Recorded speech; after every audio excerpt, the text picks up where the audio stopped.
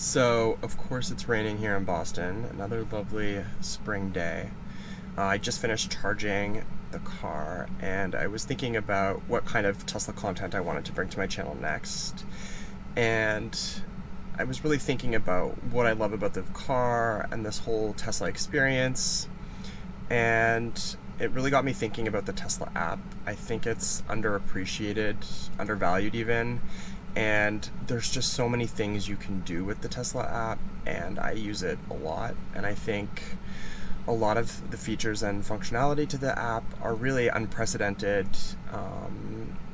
These aren't things that you were able to do before, not unlike the Tesla vehicles, of course. So I think if looking at the Tesla app is something that interests you, stick around, and in this video I'll take you through the Tesla app and show you all the cool things that you can do with it. So yeah, let's get started.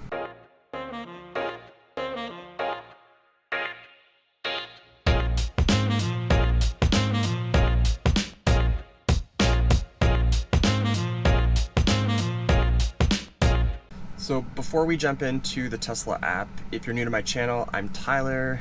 If you're interested in similar videos to this one, subscribe to my channel, and if you like this content, don't forget to like the video as well. Alright, so when you open up the app on your phone, you get to the home screen, and at the top you can see how many miles of range you have. If you, for example, open the door, you can see here on the app the door opens. The same goes for the frunk or the trunk. If you're charging, it shows that you're charging. So it's kind of cool that this image here of the Tesla replicates whatever the car is doing. So just below that, you have some of these icons on the main home screen here. So you have your ventilation to the left, so you can turn that on or off. You have the button for the frunk, and it will ask you if you're sure, just like a secondary screen here to see if you want to open that up. So we won't open that up. And then obviously you can lock the doors. You hear the honk there when the doors lock. Just below that on the app, you have Come to Me, which is part of the summon feature. So we'll come back to that in a second. And at the top here in the left and top right corners, we have the settings button and the loop box, and that's just for account settings, and the loop box refers to your Tesla referral code and anything kind of related to that. So what's most interesting about the Tesla app is all of the features and functionality to it.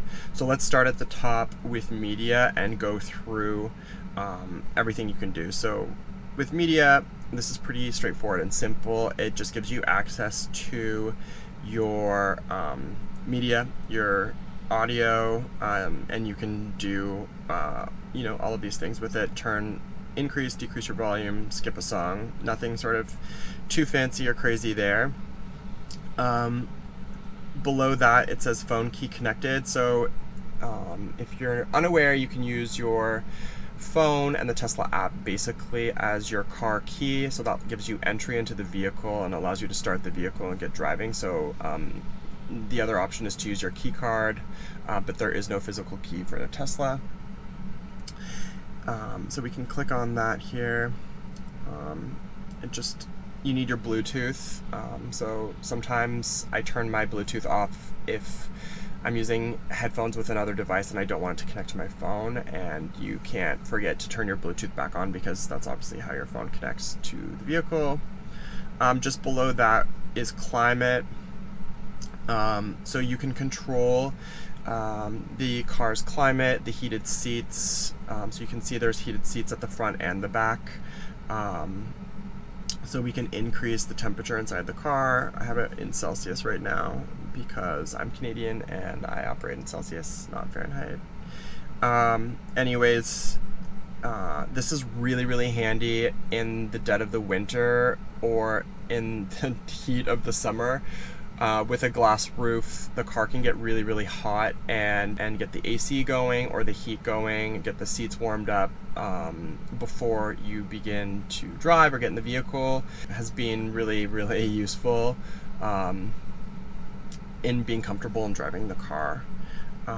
You can also turn on the heated rear window to the car as well down here.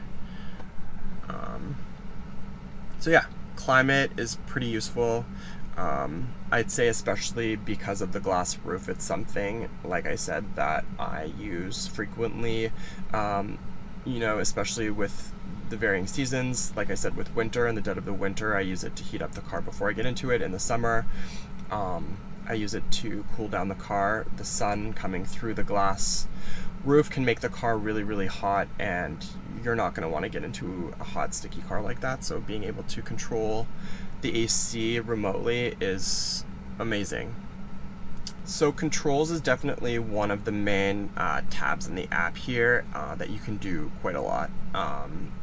So Tesla vehicles can be updated over Wi-Fi, so any sort of software updates that are provided also apply to the Tesla app. One of the more recent updates has been this vent. So when you click on that, it actually opens all the windows about an inch and a half. And like I was saying with climate, that's really great in the summertime to reduce the heat inside the car because of the glass roof without using too much energy. So save on the battery and cool down the car. So it's raining in Boston, so I don't want to get soaked. Let's put those back up.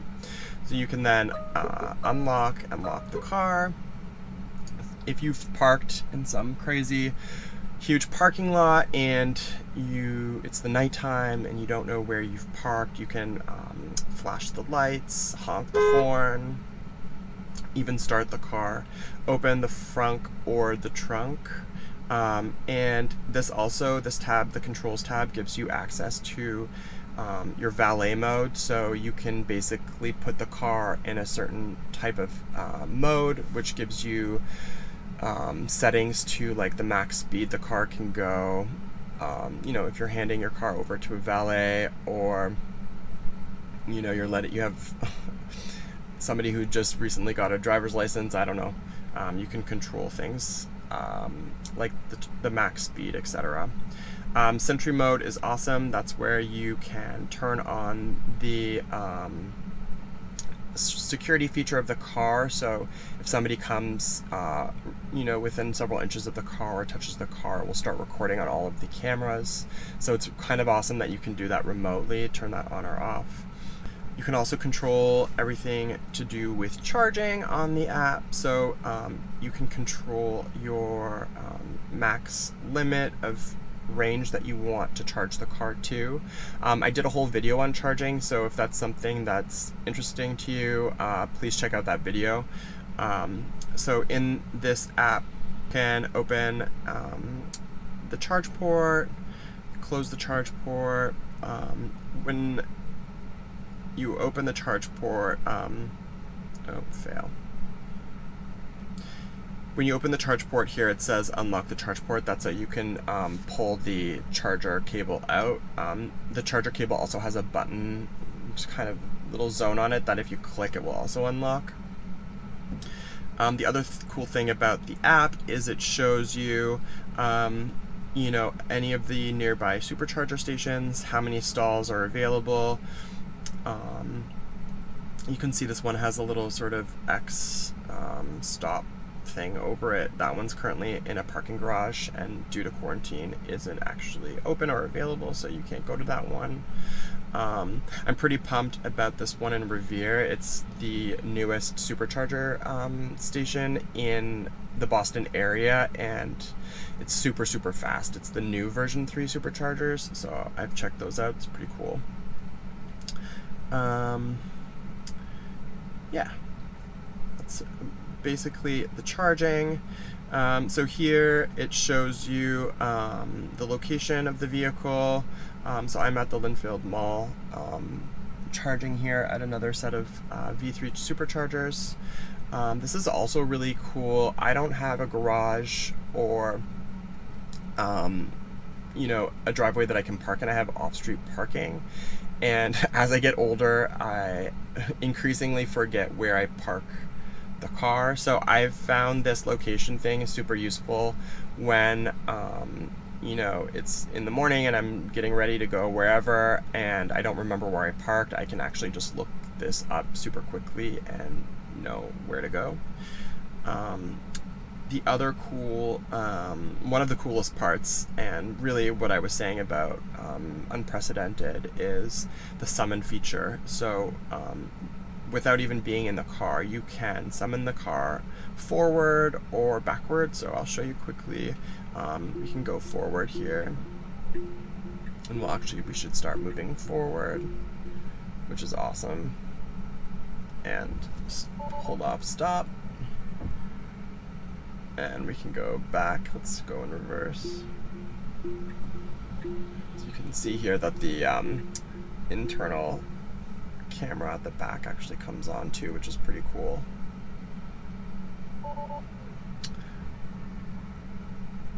Auto park aborted. Yes, thank you.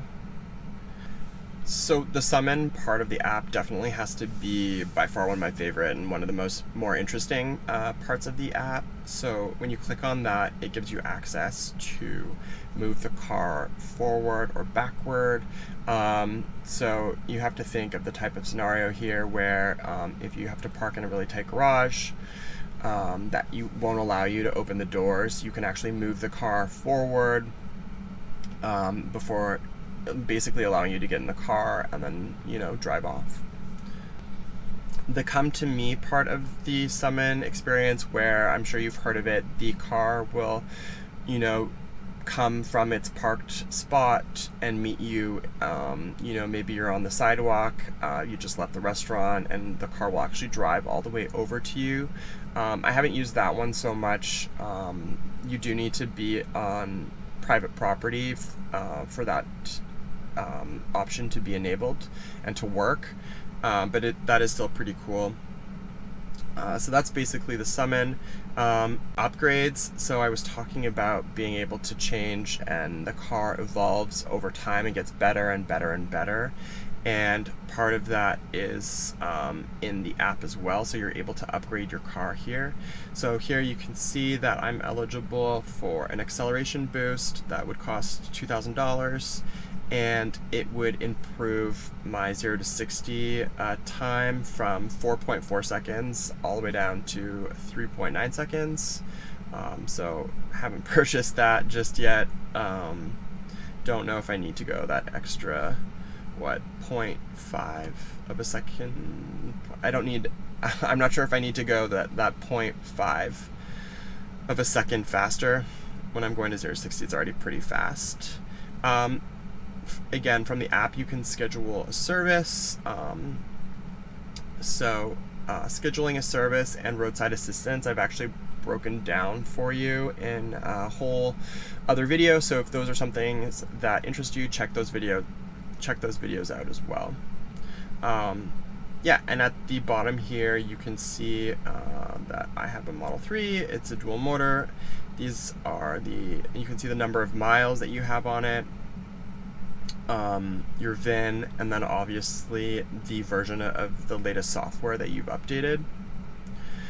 So if we scroll back to the top, again, here's the settings button. So any kind of interesting communication that Tesla wants to send out to you, they can send right to this app into your inbox.